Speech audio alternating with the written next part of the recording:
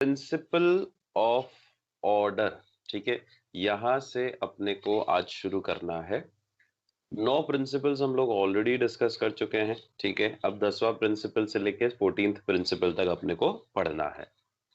अगला प्रिंसिपल जो हमारा है वो है principal of order. Now order का मतलब क्या होता है कि जो भी कामकाज हो रहा है वो सिस्टमैटिक ऑर्डरली तरीके से होना चाहिए। मतलब ऑर्डर का यह मतलब है कि एक फिक्स्ड जगह होनी चाहिए, ठीक है, कि यहाँ पर रॉ मटेरियल पड़ा रहेगा, ठीक है। एक फिक्स्ड जगह होनी चाहिए जहाँ पे एम्प्लॉय बैठेगा, ठीक है, यहाँ से काम करेगा, ताकि बार बार आपको मटेरियल, रॉ मटेरियल या किसी पर्सन को ढूंढने के लिए इधर से उधर नहीं जाना पड़े। यहाँ ऑर्डर का मतलब वो नहीं है कि कमांड दे रहा हूं मैं, किसी को ऑर्डर दे रहा हूँ, ठीक है, नहीं। ऑर्डर का प्रिंसिपल जो है हमारा, वो ये कहता है कि एक पर्टिकुलर सीट एक व्यक्ति के फिक्स होनी चाहिए। जैसे आपको स्कूल में प्रिंसिपल मैम से मिलना है, तो एक उनकी जगह कैबिन फिक्स है कि वहां जाके आप मिल सकते हो उनसे, ठीक है। तो वो कैबिन एक पर्टिकुलर फिक्स है। या आपको किसी पर्टिकुलर कुछ बुक्स चाहिए, तो बुक्स के लिए लाइब्रेरी फिक्स है, ठीक है, कि वहीं मिलेगी आपको बुक्स, है ना। तो एक जगह फिक्स होनी चाहिए किसी भी रॉ मटेरियल के लिए कि यहाँ पड़ा रहेगा। एक सीट फिक्स होनी चाहिए किसी भी व्यक्ति के लिए कि वो यहाँ मिलेगा, ताकि आपको समय बर्बाद ना करना पड़े उस रॉ मटेरियल, उस पर्टिकुलर पर्सन को ढूंढने के अंदर। This is known as principle of order. हर चीज ऑर्डर में होनी चाहिए। ऑर्डर में मतलब जमी हुई होनी चाहिए, प्रॉपर प्लेस पे होनी चाहिए, प्रॉपर जगह पे होनी चाहिए, ठीक है। तो बहुत सिंपल सा प्रिंसिपल है। क्या बोलता है प्रिंसिपल ऑफ ऑर्डर? इस प्रिंसिपल में ऑर्डर का मतलब क्या नहीं होता है, कमांड नहीं है। मतलब ऑर्डर मतलब वाला नहीं है कि ऑर्डर ऑर्डर की ऑर्डर दे रहा हूं मैं, नहीं। It simply refers to orderly arrangement. मतलब सिस्टमैटिक जमा हुआ होना चाहिए। कौन? मेन एंड मटेरियल, दोनों चीजें। मटेरियल भी प्रॉपर्ली जगह जमा होना चाहिए और इंसान भी प्रॉपर्ली जगह सीट पे होना चाहिए, प्रॉपर जगह पे, ठीक है। That is fixed place for everything and everyone in the organisation, ठीक है। They all insist that there must be a fixed place to keep every material and things used in the organization, and fixed place or seat or cabin for employee of the organization, ताकि कोई भी time energy waste ना हो किसी material को या किसी person को सर्च करने में, ठीक है। तो सिंपल सा प्रिंसिपल है। एग्जाम्पल भी दे रखा है, जैसे for example, if a worker is in the need of a tool, मतलब कोई टूल चाहिए उसको, कोई इक्विपमेंट चाहिए उसको, तो उसको पता होना चाहिए कि बॉक्स रूम जो होगा या टूल रूम जो होगा वहां पे मिलेगा, ठीक है। किसी पर्सन को किसी गाइडेंस चाहिए किसी सुपरवाइजर से, तो उसको पता होना चाहिए कि वो व्यक्ति कहाँ मिलेगा, उसके कैबिन में मिलेगा, उसकी जाके मैं बात कर लेता हूँ, ठीक है। तो जैसे मैंने आपको आपका स्कूल का एग्जाम्पल दिया, वैसे ही यहाँ पर आगे बढ़ सकते हैं अपन इस पॉइंट पे भी, ठीक है, कि स्कूल में भी एक पर्सन जो है उसका कैबिन फिक्स है, वही होना चाहिए। किताबें चाहिए तो लाइब्रेरी में ही मिलेगी, ठीक है। कंप्यूटर से रिलेटेड कोई काम करना है तो कंप्यूटर लैब में मिलेगा, ठीक है। तो ये फिक्स जगह हो गई उस चीज के लिए, ओके। तो इस प्रिंसिपल का पॉजिटिव इफेक्ट क्या होगा? इस प्रिंसिपल का पॉजिटिव इफेक्ट ये हुआ कि एक तो आपको वही ढूंढने में टाइम नहीं लगेगा मैन और मटेरियल को, ठीक है, और स्मूथ और सिस्टमैटिक काम हो जाएगा। और कॉन्सिक्वेंस क्या होगा अगर नहीं फॉलो किया तो टाइम और एनर्जी वेस्ट होगा सर्च करने में, और आप कांटेक्ट नहीं कर पाओगे लोगों को सही टाइम पे। तो ये आपके लिए नेगेटिव पॉइंट हो सकता है अगर आपने प्रिंसिपल फॉलो नहीं किया। क्लियर? सिंपल प्रिंसिपल है ऑर्डर का प्रिंसिपल। नेक्स्ट नेक्स्ट प्रिंसिपल आता है principle of equity. Now what is principle of equity?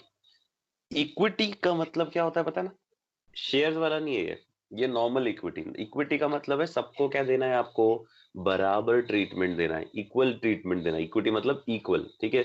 तो जो भी, चाहे मेल हो फीमेल हो, पढ़ा लिखा हो अनपढ़ हो, ठीक है, हिंदी भाषा जानता हो कि इंग्लिश जानता हो, कोई सी भी कास्ट का हो, इंडियन हो फॉरेनर हो, सबको, सारे एम्प्लॉयज को, सारे जो लोग हैं आपके यहाँ पर, सबको आपको बराबर ट्रीटमेंट देना है। मतलब आपको उनके साथ बहुत प्यार से, काइंडनेस के साथ व्यवहार करना है, जस्टिस सबको बराबर देना है। ये सिंपल सा इक्विटी का सिद्धांत कहता है, ठीक है, fine.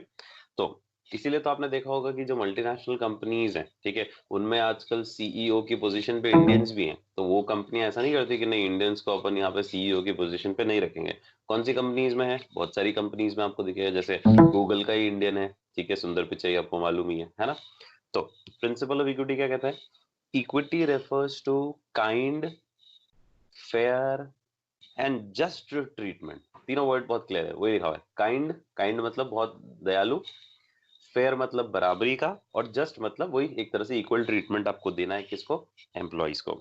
Employees will put their maximum effort, क्योंकि एम्प्लॉय भी तभी अपनी मैक्सिमम एफर्ट लगाएंगे जब उनके साथ ट्रीटमेंट कैसे किया जा रहा है, काइंडनेस के साथ और जस्टिस के साथ उनको ट्रीट किया जा रहा है।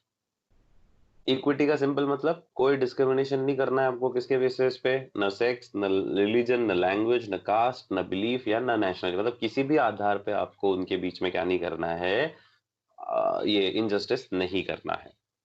फॉर एग्जाम्पल, मल्टीनेशनल कंपनीज में अलग अलग नेशनलिटी के लोग काम कर रहे होते हैं, ठीक है, लेकिन वहां अपन देखते हैं कि वहां कोई डिस्क्रिमिनेशन नहीं होता है। जैसे गूगल में सुंदर पिचई जो है वो सीईओ है, ठीक है, सुनील सूद जो था वो सीईओ था वोडाफोन का। तो ये सब जो मल्टीनेशनल कंपनीज में इंडियन भी इक्वली ही ट्रीट किए जाते हैं। तो इसका पॉजिटिव इफेक्ट क्या होगा प्रिंसिपल का, कि एम्प्लॉय खुश रहेगा, सेटिस्फाइड रहेगा, और एम्प्लॉय अगर खुश रहेगा तो उसका मोरल, उसकी आत्मशक्ति बढ़ेगी और वो ऑटोमेटिकली अच्छे से वर्क करेगा। नुकसान, अगर आपने प्रिंसिपल फॉलो नहीं किया, एम्प्लॉय डिससेटिस्फाइड रहेगा।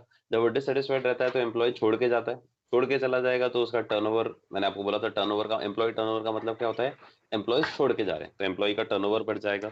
और सुपीरियर और जो सबॉर्डिनेट्स हैं उनमें प्रॉपर रिलेशनशिप नहीं रह पाएंगे, ठीक है। स्टेबिलिटी ऑफ टेन्योर का मतलब, टेन्योर का मतलब क्या होता है, उसका टर्म, टर्म टर्म मतलब जितने साल के लिए वो नौकरी करेगा।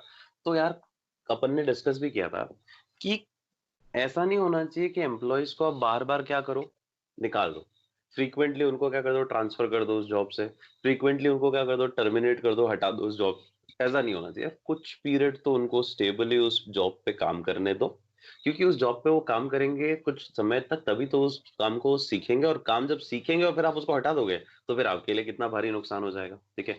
द पॉइंट इज, क्या बोलता है, it refers to no frequent termination and transfer, हाँ, unless and until it is very necessary, ठीक है, unless and until it is very important, ठीक है, कि आपको करना ही है ट्रांसफर, तो बात अलग है।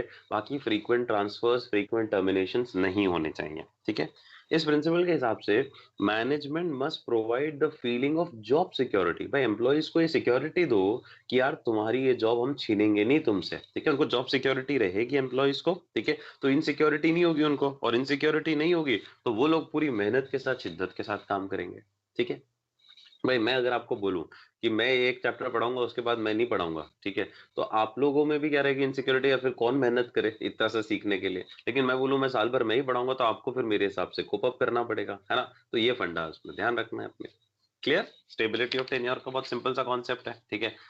आगे क्या लिखा है देखो इसी में, it take some time to person, और लॉजिक भी वही है कि कुछ समय लगता है व्यक्ति को क्या करने के लिए, सीखने के लिए, ठीक है, उसको सेटल होने के लिए उस जॉब में। और जब वो सेटल हो जाता है और फिर आप उसको ट्रांसफर दे देते हो या हटा देते हो, तो आपकी ऑर्गेनाइजेशन के रिसोर्सेज वेस्ट हो गए, और बेचारा एम्प्लॉय जो है आपकी ऑर्गेनाइजेशन के लिए कुछ भी कंट्रीब्यूट नहीं कर पाएगा, ठीक है। इसलिए कुछ पीरियड तो स्टेबल होना ही चाहिए, फ्रीक्वेंटली आप उसको ट्रांसफर या टर्मिनेट नहीं करना चाहिए। क्या फायदा होगा इस प्रिंसिपल का, ऑटोमेटिकली एम्प्लॉयज की एफिशिएंसी बढ़ेगी, ठीक है, और वेस्टेज और नहीं होगा टाइम और रिसोर्स का। नहीं तो बार बार नया एम्प्लॉय आएगा, उसको वापस सिखाओ, वापस वो हट जाएगा, वापस नया एम्प्लॉय आएगा, उसको वापस सिखाओ, इट टेक्स टाइम, रिसोर्सेज भी वेस्ट होता है, टाइम भी वेस्ट होता है। नेगेटिव इफेक्ट क्या होगा, अगर आपने प्रिंसिपल फॉलो नहीं किया, बार बार हटाते रहे अगर एम्प्लॉय को, तो वेस्टेज होगा रिसोर्सेज का, ठीक है, क्योंकि बार बार आपको सिखाना पड़ेगा नए व्यक्ति को, प्लस फ्रस्ट्रेशन भी आएगा एम्प्लॉयज में डिससेटिस्फैक्शन भी आएगा। क्लियर, ठीक है, simple. Next principle 13th, initiative का सिद्धांत है, ठीक है। इनिशिएटिव का सिद्धांत का मतलब क्या हुआ, इनिशिएटिव का मतलब क्या होता है कि सब अपनी तरफ से, मैं अगर आपको बोलूं कि आप सब लोग अपनी तरफ से इनिशिएटिव लो, ठीक है, और ये फिक्स कर लो कि सर हमारा प्लान ये रहेगा पढ़ाई का, हम ऐसे पढ़ेंगे रोज के रोज। अगर सब लोग इनिशिएटिव लेंगे तो मुझे कोई दिक्कत ही नहीं है, फिर मैं उसके हिसाब से अपना प्लान भी एडजस्ट कर लूंगा, ठीक है। लेकिन आपको इनिशिएटिव लेते, इनिशिएटिव का मतलब पहल, पहल लो, पहल लो, ठीक है, आप अपनी तरफ से पहल करो, ठीक है, कि सर हम ये करने वाले हैं, ऐसा करने का सोच रहे हैं, ठीक है। तो ऐसे ही ऑर्गेनाइजेशन में भी क्या होना चाहिए, एम्प्लॉयज को आपको मोटिवेट करना चाहिए कि वो लोग इनिशिएटिव लें। क्या इनिशिएटिव लें, कि वो लोग कुछ अपना प्लान बनाएं, उस प्लान को एग्जीक्यूट करें, ठीक है, मुझे सजेशंस दें, मुझे मतलब मैनेजर्स को सजेशन दे, ठीक है, मैनेजर उन सजेशंस को मानने के लिए तैयार है, और वो मैं जब प्लान बनाऊंगा तो ऑटोमेटिकली उन सजेशंस को ध्यान रखूंगा। ऐसा माहौल अगर ऑर्गेनाइजेशन में होगा ना, तो एम्प्लॉयज में कितना मोटिवेशन होगा कि देखो बॉस भी हमारी सुनता है, हम जो प्लान उनको बताते हैं उसको वो ध्यान रखते हुए अपना प्लान बनाता है, ठीक है। मतलब इससे एम्प्लॉय सेल्फ ऑटोमेटिकली क्या हो जाएंगे, मोटिवेटेड हो जाएंगे। यार देखो हमारी बात भी सुनी जाती है, ठीक है, हमारे को भी बहुत इंपॉर्टेंट रोल दिया जाता है ऑर्गेनाइजेशन के अंदर, हमको सुना जाता है, हमारी बात को रखा जाता है, तो वो लोग फिर अगली बार ऑर्गेनाइजेशन को छोड़ के नहीं जाएंगे, उल्टा और वो अच्छे से कंट्रीब्यूट करेंगे कि देखो अपनापन कितना है हमारा इस कंपनी में, ठीक है। तो इनिशिएटिव का फंडा क्या कहता है? Initiative refers to taking the first step with self motivation. पहला कदम उठाओ और सेल्फ मोटिवेशन के साथ आप ये काम करो। फेयोल ने बोला इस प्रिंसिपल के बारे में क्या, कि employees in the organisation must be given an opportunity. मतलब सबसे पहले तो मैनेजर उनको एक अवसर दे कि तुम क्या लो, इनिशिएटिव लो in making the plan, in executing the plan. इससे क्या होता है, एम्प्लॉयज को बहुत ज्यादा सेटिस्फैक्शन, इमेंस मतलब बहुत ज्यादा सेटिस्फैक्शन मिलता है। सो मैनेजर्स को उनके सजेशंस को वेलकम करना चाहिए, उनके आइडियाज को वेलकम करना चाहिए, ठीक है, और उसके बाद ही कोई प्लान बनाना चाहिए, ठीक है। For example, before setting up the plan, वही same line है, manager must welcome the suggestion and idea of employee to allow their maximum participation, but once the plan is made, every employee must follow it and implement it। तो आपने उनके suggestions को अपना लिया, अब आपने plan बना के उनको दे दिया, अब उनकी जिम्मेदारी है कि वो उस प्लान को एग्जीक्यूट करें, और करेंगे भी सही, क्योंकि उनका ही सजेशन आपने इम्प्लीमेंट किया, तो वो कहेंगे अरे मेरा ही सजेशन है तो मुझे तो इम्प्लीमेंट करना ही पड़ेगा, ठीक है। पॉजिटिव इफेक्ट क्या है इस प्रिंसिपल का, कि इससे एम्प्लॉयज को क्या लगता है, अपनापन, बिलोंगिंगनेस का मतलब होता है अपनापन लगता है, ठीक है। और दूसरा, एम्प्लॉय टारगेट अचीव कर लेता है टाइम पे, ठीक है, क्योंकि एम्प्लॉयज के साथ ही कंसल्ट करके सेट किया है वो टाइम। तो अब बाद में एम्प्लॉय नहीं बोल सकता यार आपने तो मेरे को कम टाइम दिया, क्योंकि एम्प्लॉय ने खुद ने वो टाइम बोला था कि इतने टाइम में कर लेंगे क्या। नेगेटिव पॉइंट, अगर आपने फॉलो नहीं किया तो एम्प्लॉयज जो है will not work to the best of their capability ability, वो अपनी पूरी क्षमता से काम नहीं कर पाएगा, ठीक है, क्योंकि आपने तो कुछ भी उसको प्लान बना के दे दिया, उससे तो पूछा ही नहीं आपने।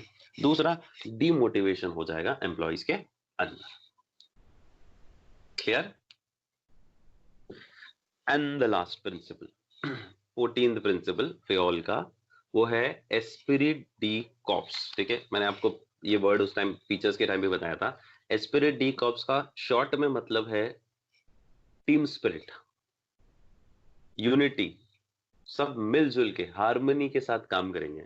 मतलब कोई भी व्यक्ति आई नहीं बोलेगा, सब बोलेंगे वी, सिंपल आई लेटर, आई मतलब मैं, वी मतलब हम, ठीक है। तो हम वाला कॉन्सेप्ट है ये, ठीक है, कि यहाँ पर हमको काम करना है, न कि मुझे काम करना है, ओके। तो एस्पिरिटी कॉर्प्स का सिद्धांत क्या कहता है, मैनेजर को क्या इनकरेज करना है, प्रमोट करना है, टीम स्पिरिट, यूनिटी, एकता, और हार्मनी मतलब मेल जोल के साथ काम करेंगे। इससे क्या होगा, कोऑर्डिनेशन बढ़ेगा, कोऑपरेशन बढ़ेगा। सो मैनेजर को शॉर्ट में क्या करना है, आई को किससे रिप्लेस करना है, वी से। इससे फायदा, आपसी विश्वास बढ़ेगा, म्यूचुअल ट्रस्ट बढ़ेगा, अपनापन बढ़ेगा, बिलोंगिंगनेस बढ़ेगी टीम मेंबर्स के बीच में, और इसमें फिर आपको किसी को पनिश करने की जरूरत नहीं करेगी। नहीं तो क्या होता है, इंडिविजुअली कोई काम कर रहा है और नहीं कर रहा है अच्छे से, उसको तो मैं पनिश करूंगा, लेकिन एज अ ग्रुप कर रहे हो तो बहुत कम चांसेस है कि कुछ गड़बड़ होगी, सब लोग एक साथ करेंगे तो फिर पनिश करने की भी किसी को जरूरत नहीं पड़ेगी। फिर एक एग्जाम्पल दिया और समझाने के लिए, बहुत ईजी सा एग्जाम्पल है, लंबा सा एग्जाम्पल दे रखा है, समझना। एक प्रोडक्शन मैनेजर है, उसको मैंने टारगेट दिया कि तेरे को 100 यूनिट्स बनानी है, ठीक है। और उस प्रोडक्शन मैनेजर की टीम में कितने लोग हैं, 10 मेंबर्स हैं। काम डिवाइड कर दिया हर एक को कि 10-10 यूनिट सबको बनानी है, ठीक है। अब प्रिंसिपल ऑफ टीम स्पिरिट क्या कहता है, कि हर member should not only concentrate, मतलब उसको 10 यूनिट बनानी है वो तो उसको करनी ही करनी है, प्लस आपको ग्रुप का गोल 100 यूनिट का भी पूरा करना है। मतलब मान लो कि जैसे आप 10 लोग हो, ठीक है, और 10 लोगों को मैंने क्या दे रखा है, 100 यूनिट बनाने का जिम्मेदारी दे रखी है, और एक बार तो मैंने बोला 10-10 सब बना लेना। अब मान लो आप में से 2 लोग बीमार पड़ गए, ठीक है, तो आप ऐसा नहीं करोगे कि आप 10 लोगों ने में से 8 ही सही है, 2 लोग बीमार हैं तो आपने 80 बना लिए, नहीं, बाकी 8 को ये जिम्मेदारी लेनी है कि हमको 100 बनाने हैं, आप तो सबको एक्स्ट्रा बनाने पड़ेंगे इंडिविजुअली, ये टीम स्पिरिट कहता है, ठीक है। तो बाकी ये जो 8 मेंबर्स हैं उनको उस इंडिविजुअल दो मेंबर्स नहीं, उनका भी टारगेट पूरा करना है, ताकि ग्रुप का टारगेट पूरा हो जाए। मतलब लॉजिक समझ रहे हो ना, टीम स्पिरिट का फंडा है, यूनिटी का फंडा है, ठीक है, यूनाइटेड रहते हुए काम करना है। अब उनमें एक आध जना नहीं भी कर रहा है तो उसकी भी जिम्मेदारी आपको ही लेनी पड़ेगी, ठीक है। तो इस प्रिंसिपल का पॉजिटिव इफेक्ट, टीम स्पिरिट बढ़ती है, इस प्रिंसिपल का पॉजिटिव इफेक्ट कि ग्रुप गोल आसानी से अचीव हो जाता है। नेगेटिव इफेक्ट, अगर आपने प्रिंसिपल फॉलो नहीं किया तो ग्रुप गोल कभी अचीव नहीं हो पाएंगे और टीम स्पिरिट होगी ही नहीं। टीम स्पिरिट नहीं होगी तो सब अपना व्यक्तिगत ही सोचेंगे, इंडिविजुअल सोचेंगे, समाज के बारे में कोई या पूरे ग्रुप के बारे में कोई नहीं सोचेगा। क्लियर? तो ये हो गए 14 प्रिंसिपल्स किसके, फेयोल ने, जो हेनरी फेयोल ने हमें प्रिंसिपल्स दिए थे वो 14 प्रिंसिपल्स हमने डिस्कस कर लिए हैं। ठीक है, क्लियर? मैं एक बार फिर से एक बार जनरल रिव्यू दे रहा हूं आपको। जो अपन ने प्रिंसिपल शुरू किए थे, सबसे पहला प्रिंसिपल था अपना डिवीजन ऑफ वर्क, काम को डिवाइड कर दो, किसके अंदर, ग्रुप्स, सॉरी इंडिविजुअल्स को असाइन कर दो और सारा काम एक व्यक्ति को मत दो। दूसरा प्रिंसिपल पढ़ा था अथॉरिटी रिस्पॉन्सिबिलिटी, ना तो अथॉरिटी ज्यादा देनी है ना रिस्पॉन्सिबिलिटी ज्यादा देनी है, दोनों के बीच में मैचिंग होना चाहिए। ठीक है। डिसिप्लिन का प्रिंसिपल ये था कि जो भी आपको नॉर्म्स दे रखे हैं, कोड्स दे रखे हैं, रूल्स दे रखे हैं, रेगुलेशंस दे रखे हैं, वो आपको कमिटमेंट करते हुए पूरे करने हैं। ठीक है। Fourth principle unity of command, कि एक बॉस से ही आपको ऑर्डर लेना है, 10-10 बॉस आपको ऑर्डर नहीं देने चाहिए। यूनिटी ऑफ डायरेक्शन, मतलब सबका डायरेक्शन, सबका एक एफर्ट एक ही कॉमन दिशा में आगे जाना चाहिए। फिर subordination of individual interest to general interest, मतलब इंडिविजुअल का हित कम इंपॉर्टेंट है, ऑर्गेनाइजेशन का हित ज्यादा इंपॉर्टेंट है। फिर रेम्यूनरेशन, सबको फेयर मिलना चाहिए। ठीक है। फिर आया था सेंट्रलाइजेशन डिसेंट्रलाइजेशन, ऑर्गेनाइजेशन ना तो 100% सेंट्रलाइज हो सकती है ना 100% डिसेंट्रलाइज, दोनों का मिक्सचर आपको रखना पड़ेगा depending upon the nature and size of the organisation. फिर स्केलर चेन का मतलब था कि प्रॉपर एक हायर से लोअर लेवल पे एक चेन होती है, ठीक है, वो आपको फॉलो करनी है। एक्सेप्शन, उसमें गैंग प्लैंक का एक्सेप्शन था कि अगर कोई इमरजेंसी सिचुएशन हो तो आप गैंग प्लैंक डायरेक्टली भी बात कर सकते हो। प्रिंसिपल ऑफ ऑर्डर आया था, आज ही पढ़ा। ठीक है, कि आपको काम जो करना है वो मेन और मटेरियल का ऑर्डरली अरेंजमेंट करते हुए करना है, सही जगह पे सही कैबिन में वो व्यक्ति बैठना चाहिए। इक्विटी का प्रिंसिपल, सबके साथ ट्रीटमेंट जो होना चाहिए वो फेयर, जस्ट और ईमानदारी के साथ और इक्विटी के साथ आपको ट्रीट करना है सबको। फिर stability of tenure, frequent transfers, frequent rotation नहीं होना चाहिए। इनिशिएटिव, मतलब आपको एम्प्लॉयज को अपॉर्चुनिटी देनी है कि वो अपनी तरफ से इनिशिएटिव ले, प्लान बनाए, प्लान एग्जीक्यूट करें। फिर एस्पिरिट डी कॉर्प्स, मतलब टीम स्पिरिट, यूनिटी और हार्मनी के साथ काम करना है। दीज आर 14 प्रिंसिपल्स जो किसने दिए थे, हेनरी फेयोल ने। हेनरी फेयोल को हम क्या बोलते थे, फादर ऑफ मैनेजमेंट बोलते थे, क्योंकि उसके 14 प्रिंसिपल्स बहुत इंपॉर्टेंट है मैनेजमेंट के। क्लियर सबको? कोई डाउट नहीं है? आगे ने दिए थे FW टेलर। इसको फादर बोलते हैं किसका, साइंटिफिक मैनेजमेंट का। मतलब अब FW टेलर की कहानी जो शुरू कर रहा हूं मैं, जैसे उसको बोलते थे क्या, जो मैनेजमेंट है वो टेक्निकल स्किल्स पे फोकस नहीं करता था, वो मैनेजमेंट स्किल्स पे फोकस करता था। ये वाले जो भाई साहब हैं हमारे FW टेलर, ये साइंटिफिक मैनेजमेंट के फादर माने जाते हैं। इनके कॉन्ट्रीब्यूशंस क्या हैं वो बता रखे। जैसे पहला, टेलर ने बुक्स और रिसर्च पेपर पब्लिश किए जिसमें उन्होंने साइंटिफिक व्यू बताया। ठीक है, कि ऑर्गेनाइजेशन के अंदर, मैनेजमेंट के अंदर साइंटिफिक नेचर से अगर बात करें, ठीक है, मतलब एक्सपेरिमेंट्स के बेसिस पे बात करें, ठीक है, टेक्निकल स्किल्स के बेसिस पे बात करें, तो उन्होंने कुछ साइंटिफिक व्यू दिए। सेकंड, उन्होंने ये सारे कंट्रीब्यूशन उनके हैं जो अपन पढ़ेंगे अभी, principles of scientific management, piece rate system, ये सब अपन पढ़ने वाले हैं अभी। और उन्होंने साइंटिफिक मेथड ही अपनाया प्रॉब्लम्स को सॉल्व करने के लिए। अब साइंटिफिक के मेथड्स क्या होते हैं, मतलब साइंस का इस्तेमाल किया हर मैनेजमेंट के एलिमेंट को समझाने के लिए, साइंटिफिक टूल्स का, साइंटिफिक मेथड्स का, ट्रेंड व्यक्तियों का इस्तेमाल किया। ठीक है, ताकि उन्होंने कहा कि भैया यार, रूल ऑफ थंब जो अपन ने पढ़ा ना, रूल ऑफ थंब नहीं होना चाहिए। रूल ऑफ थंब मतलब पुरानी घिसी पिटी चीजों को मत अपनाओ, प्रैक्टिकली उस चीज को करके देखो। ठीक है, साइंटिफिक नेचर्स के बेसिस पे साइंटिफिक मेथोडोलॉजीज का इस्तेमाल करो।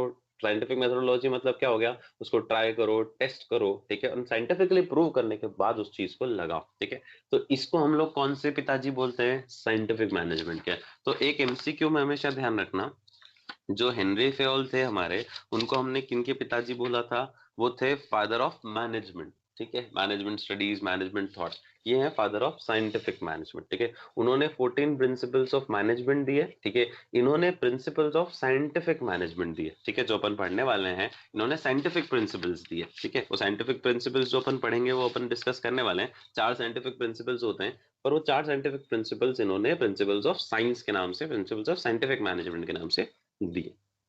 अब सबसे पहली चीज तो आप ये पूछोगे कि सर साइंटिफिक मैनेजमेंट का मतलब क्या है, जो मैंने सिंपल बताया आपको।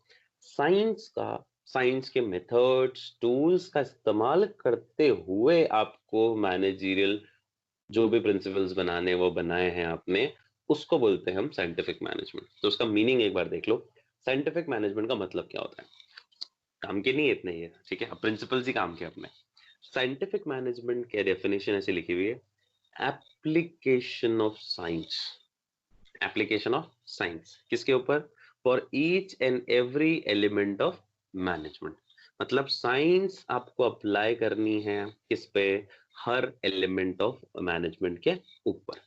इन शॉर्ट, इन जनरल लैंग्वेज क्या मतलब हुआ? It means applying scientific tools, scientific methods, trained personnel in order to increase the output. अगर आपको ऑर्गेनाइजेशन का आउटपुट बढ़ाना है तो साइंटिफिक टूल्स, साइंटिफिक मेथड्स और ट्रेन्ड पर्सनल्स का इस्तेमाल करना पड़ेगा। साइंटिफिक मैनेजमेंट किस पे इंसिस्ट करता है? रूल ऑफ थंब को रिप्लेस कर दो किससे? साइंस से। मतलब डिसीजन जो होंगे ऑर्गेनाइजेशन में वो मैनेजर्स की इच्छा पे नहीं होने चाहिए। डिसीजन हमेशा किसी साइंटिफिक स्टडी के बेसिस पे होने चाहिए, जो कि किसी साइंटिफिक टूल के आधार पे बनाई गई है।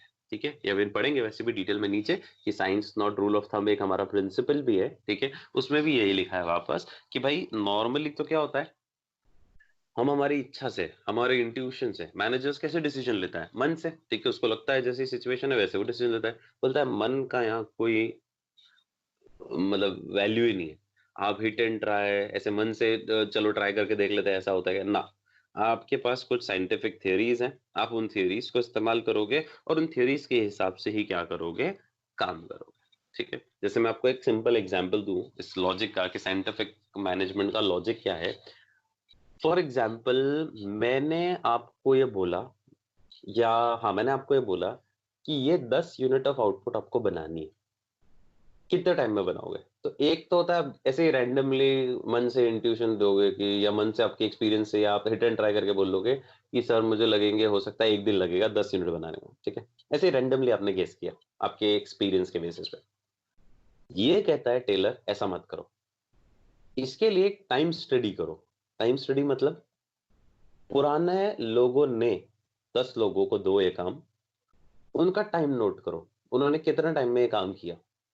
ठीक है, फिर 10 लोगों को और दो, फिर नोट करो, फिर देखो यार टाइम स्टडी के हिसाब से मेरे को इतना टाइम लगता है, उसको इतना टाइम लगता है। ठीक है, तो उसके बेसिस पे आप अपना टाइम सेट करो, रादर देन ऐसे ही अपने मन से कुछ भी टाइम सेट कर दिया। ठीक है, तो लॉजिक सिर्फ इतना सा है। साइंटिफिक प्रिंसिपल्स को आपको, साइंस को आपको मेन फोकस देना है। ठीक है, आपने अपनी इच्छा से, विल से, अपने इंट्यूशन से, अपने सिक्स्थ सेंस से कुछ जज कर लिया, वो यहाँ पर बिल्कुल भी अलाउड नहीं। क्लियर है ये वाला फंडा? तो टेलर का जो लॉजिक है वो क्या है कि साइंस को अप्लाई करना है आपको किसमें? हर एस्पेक्ट ऑफ मैनेजमेंट के ऊपर, हर लेवल ऑफ मैनेजमेंट पे आपको साइंस, साइंस मतलब साइंटिफिक टूल्स, साइंटिफिक मेथड्स, ठीक है, और ट्रेंड लोगों को, ट्रेंड पर्सनल का इस्तेमाल करना। क्लियर? अब अब इसके अंदर आगे की कहानी, साइंटिफिक प्रिंसिपल्स पढ़ेंगे अपन। उससे पहले एक छोटी सी डेफिनेशन भी दे रखी, टेलर ने जो डेफिनेशन दे रखी है कि साइंटिफिक मैनेजमेंट का मतलब क्या है? Knowing exactly what you want, you are meant to do, and seeing that they do in the best and the cheapest way. मतलब आप ये देखो कि आप क्या चाहते हो अपने एम्प्लॉइज से, और फिर ये देख लो कि वो एम्प्लॉइज उस काम को सबसे बेस्ट और सबसे सस्ते तरीके से कर ले। ठीक है, पर डेफिनेशन याद नहीं करनी, मैंने आपको लॉजिक बता दिया साइंटिफिक मैनेजमेंट का लॉजिक क्या होता है। अब अपने लिए तो मेन जो है वो क्या है? प्रिंसिपल्स है। अब 4 प्रिंसिपल्स हैं, जैसे उसमें 14 थे मैनेजमेंट प्रिंसिपल, यहाँ साइंटिफिक वाले जो हैं वो पेयोल के थे या टेलर के हैं, या 4 ही है। पहला प्रिंसिपल अभी जो मैंने बताया आपको, science is not a rule of thumb. मतलब कोई भी आप काम करोगे किसके बेसिस पे करना है? साइंटिफिक मेथड्स, साइंटिफिक रिसर्च करके करना है, न कि किसके बेसिस पे करना, अपने मन से नहीं करना है। ठीक है, मतलब ऐसा नहीं है, ऐसा मत करना कि आप बिना सोचे समझे कुछ भी डिसीजन ले लो। आपने एक्सपीरियंस के बेसिस पे ले लिया, अच्छी बात है, पर सोच के लो, कुछ समझ के लो। ठीक है, रूल ऑफ थंब एक जैसा कैसे हो गया? डिक्टेटर जैसा नहीं हो गया, तानाशाही जैसा, अपने हिसाब से आप डिसाइड कर रहे हो। ठीक है, नहीं, हर चीज का एक क्या होता है, साइंस होती है। साइंस का लॉजिक क्या था कि वो एक्सपेरिमेंट से आती है, कॉज और इफेक्ट होता है उसका, ठीक है, कि ये कारण है तो उसका इफेक्ट ये आएगा, ठीक है।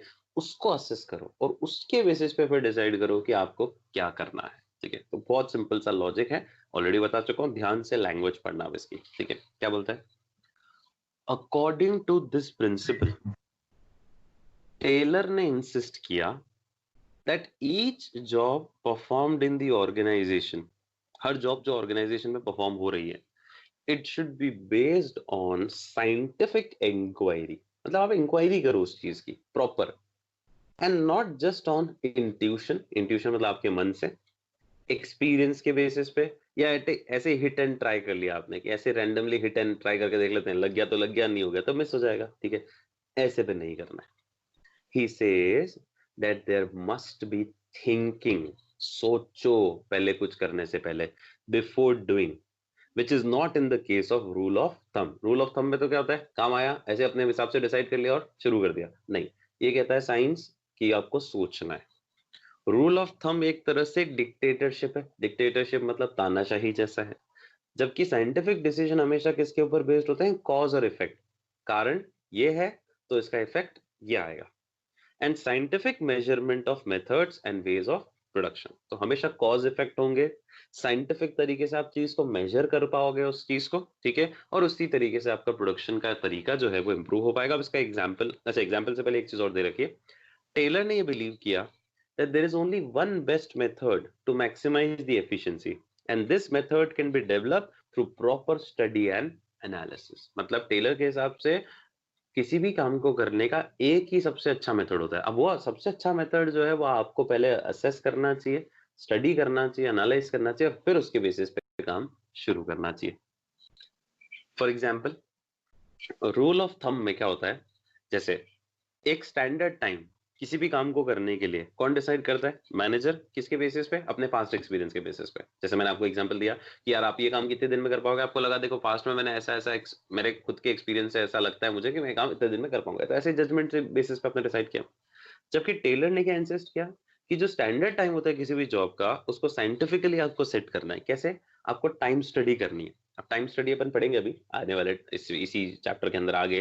टाइम स्टडी का शॉर्ट मतलब मैंने आपको बताया था, स्टडी करो कि नॉर्मली टाइम कितना लगता है, कितने इस काम को करने के लिए, उसको स्टडी करो, स्टडी करो, स्टडी करो, 10-12 बार ट्राई देखो और उसके बाद उस चीज को फाइनलाइज करो, and then the day's target should be fix. तो पहले टाइम स्टडी होनी चाहिए और फिर उस दिन का टारगेट उस टाइम स्टडी के अनुसार कि आप कितना टाइम रुकते हो, कितनी आपकी एफिशिएंसी है, उसके आधार पर डिसाइड होगा कि आपको एक दिन में कितना टारगेट दिया जाएगा, रादर देन कुछ भी दे दिया और फिर आप पूरा ही नहीं कर पाए। अपने एक्सपीरियंस के बेसिस आपने कहा इतना दे दो मैं तो कर लूंगा, अगर नहीं कर पाए तो ऑर्गेनाइजेशन को नुकसान हो सकता है।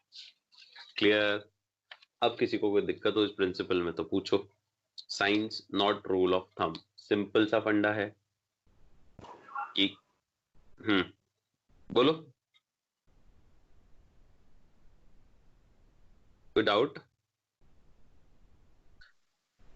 सिंपल सा फंडा है, साइंस के आधार पे, साइंटिफिक आधार पे आपको इंक्वायरी करने के बाद, सोचने समझने के बाद क्या लेना है, कोई भी आपको डिसीजन लेना है, आप सिर्फ अपने इंट्यूशन के आधार पे, एक्सपीरियंस के आधार पे या हिट एंड मिस के आधार पे डिसीजन नहीं ले सकते हो, ठीक है।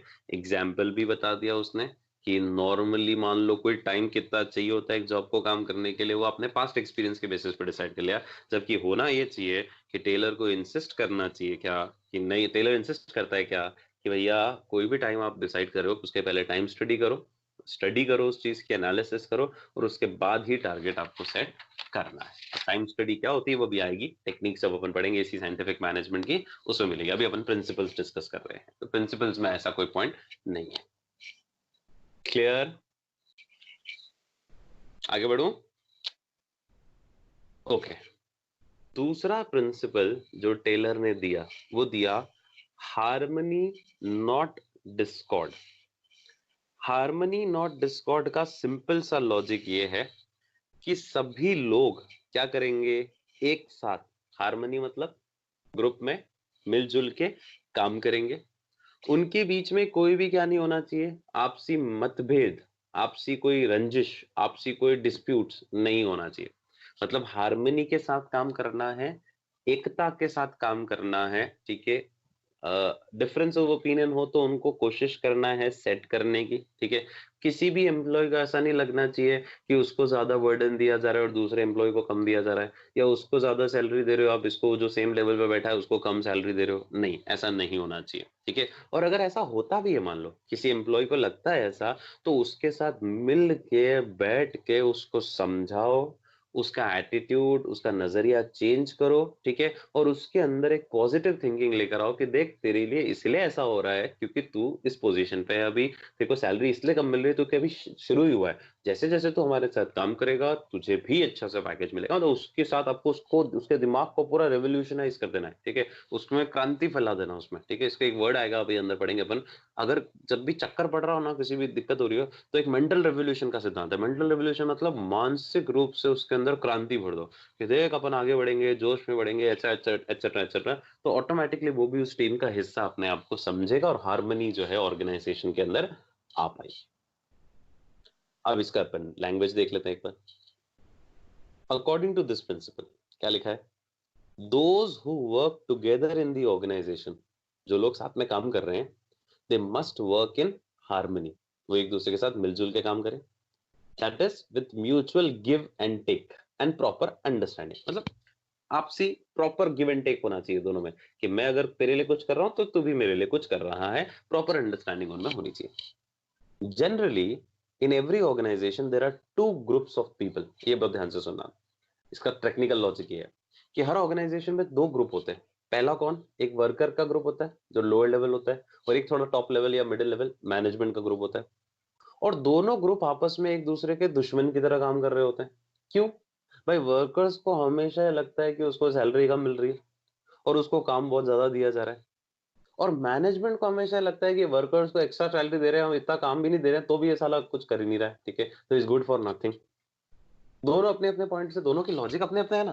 भाई नीचे वाला, लोअर लेवल वाला हमेशा ये सोचेगा क्या कि यार ये हमने को काम इतना सारा दे रहा है और सैलरी कम दे रहा है, और ऊपर वाला हमेशा ये सोचेगा यार मैं तो इतना सा काम दे रहा हूँ, सैलरी भी दे रहा हूँ, फिर भी काम नहीं कर रहे हैं ये लोग, तो they are good for nothing, ठीक है। तो इस प्रिंसिपल में टेलर ने क्या बोला? There is a need for both the groups to change their attitude towards each other. दोनों को अपने एक दूसरे के प्रति क्या करना है? एटीट्यूड बदलना है। और उसके लिए मैंने कौन सा वर्ड दिया आपको? Mental revolution. मतलब दोनों के एटीट्यूड्स में, दोनों के आउटलुक में, एक दूसरे के प्रति जो उनका एटीट्यूड है उसमें आपको कंप्लीट चेंज लाना है, और एक पॉजिटिव थिंकिंग डेवलप करनी है एक दूसरे के प्रति। मैनेजमेंट को क्या सोचना चाहिए? Management should share the gains of the company with the workers. मतलब ऐसा होना चाहिए कि मैनेजमेंट को अगर प्रॉफिट ज्यादा हो रहा है उस साल, तो वो अपना कुछ हिस्सा वर्कर्स के साथ शेयर कर दे, ठीक है, और उनको बोले कि यार देखो तुम्हारी वजह से ये फायदा हुआ है तो तुमको बोनस हम ये दे रहे हैं, ठीक है। So management should share the gains of the company with workers. At the same time उल्टा, workers should also contribute to their best level, और वर्कर्स को भी लगना चाहिए नहीं यार मैनेजमेंट हमारा बॉस है, हमको उसके प्रति वफादार रहना, तो हमें बहुत शिद्दत से काम करना है, ठीक है।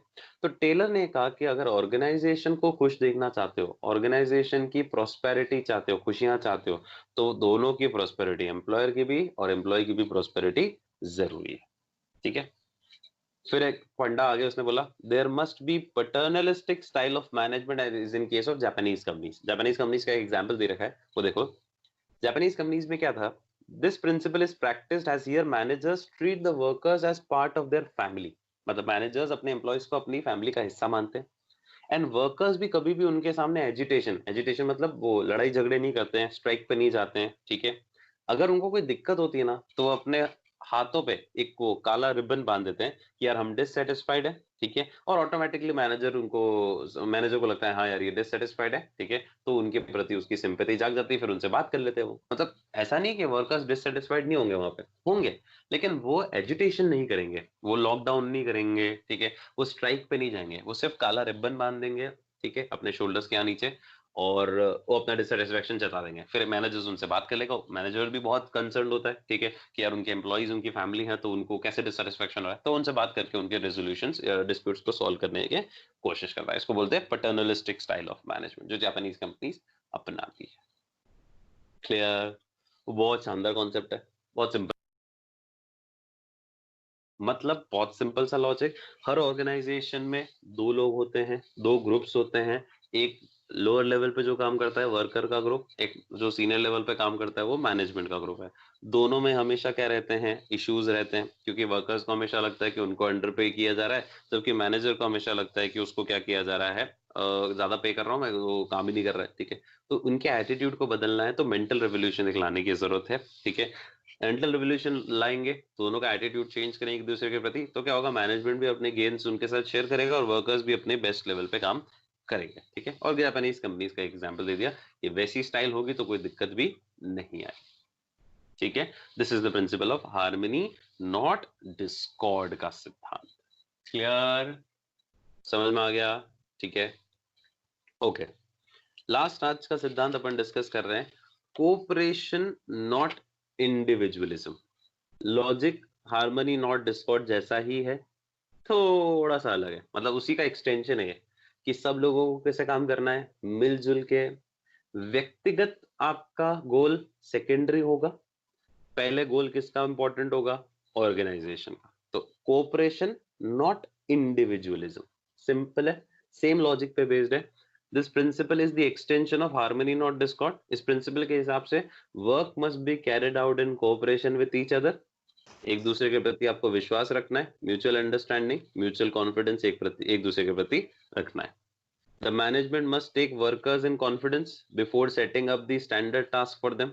तो मैनेजमेंट को क्या करना है, वर्कर्स को अपने कॉन्फिडेंस में लेना है उनके लिए टाइम सेट करने से पहले या टास्क सेट करने से पहले, बिकॉज जो भी टारगेट या स्टैंडर्ड आप सेट कर रहे हो, ठीक है, वो वर्कर्स के कंसल्टेशन में अगर आप करोगे तो रिजल्ट आपको बेस्ट मिलेगा। तो मैंने आपसे पूछ के टाइम सेट किया है, आपसे पूछ के गोल सेट किया है, ठीक है, कि ये गोल मैं आपको दे रहा हूँ, आपकी कोई कहना है, आपने कहा नहीं सर इतना मत दो इतना दे दो, मैंने कहा चलो इतना कर लो।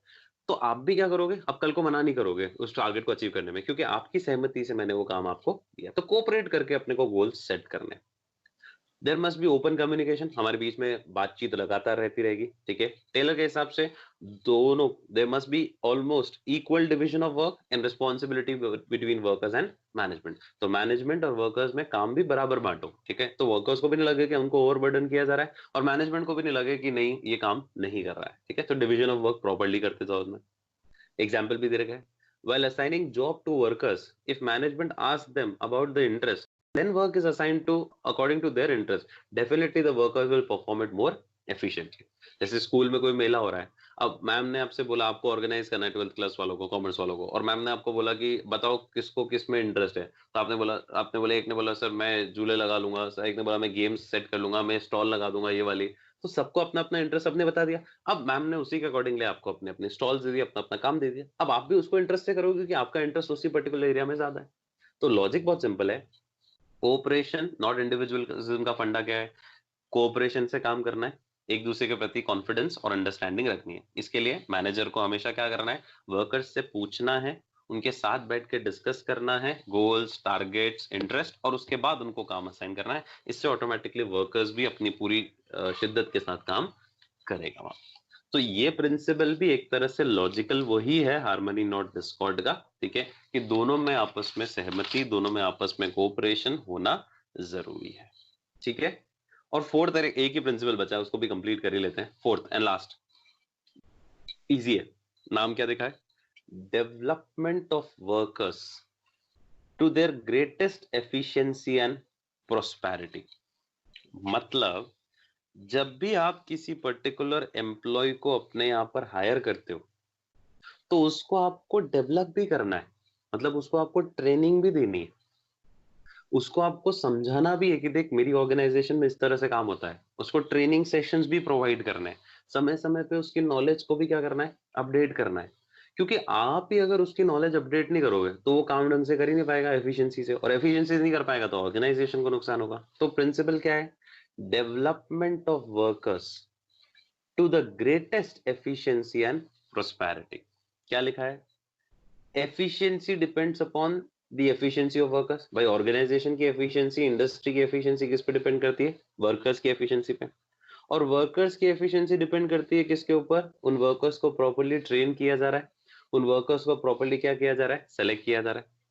तो टेलर ने इंसिस्ट किया कि इस बात को बहुत ध्यान रखना कि जब भी तुम किसी एम्प्लॉय को सेलेक्ट करो, सेलेक्ट करने के बाद, ठीक है, उसको जॉब के हिसाब से, क्वालिफिकेशन के हिसाब से एक तो सेलेक्ट करो। भाई अगर मैं चार्टर्ड अकाउंटेंट हूं तो मुझे भी जॉब ऐसे ही देगा वो, ठीक है। प्लस एम्प्लॉयज को ट्रेन भी करो ताकि समय समय पे उनकी नॉलेज भी क्या हो सके, अपडेट। तो एम्प्लॉयज का सिलेक्शन भी उनकी क्वालिफिकेशन हिसाब से करो जॉब के बेसिस पे, और सेलेक्ट करने के बाद उनको समय समय पर ट्रेन भी करो ताकि वो लोग भी अपनी नॉलेज अपडेट कर सके। क्योंकि अगर अपडेटेड व्यक्ति होगा, नॉलेजेबल एम्प्लॉय होगा, अप टू डेट एम्प्लॉय होगा, तो ऑटोमेटिकली वो एफिशिएंटली कंट्रीब्यूट भी करेगा ऑर्गेनाइजेशन के लिए, ठीक है। Thanks for watching the video, and if you like the video, अगर आपको वीडियो अच्छा लगा हो तो do subscribe to the channel by clicking on the link given here, and do give your likes, comments in the comment box. I would love to hear all of them. Thanks once again.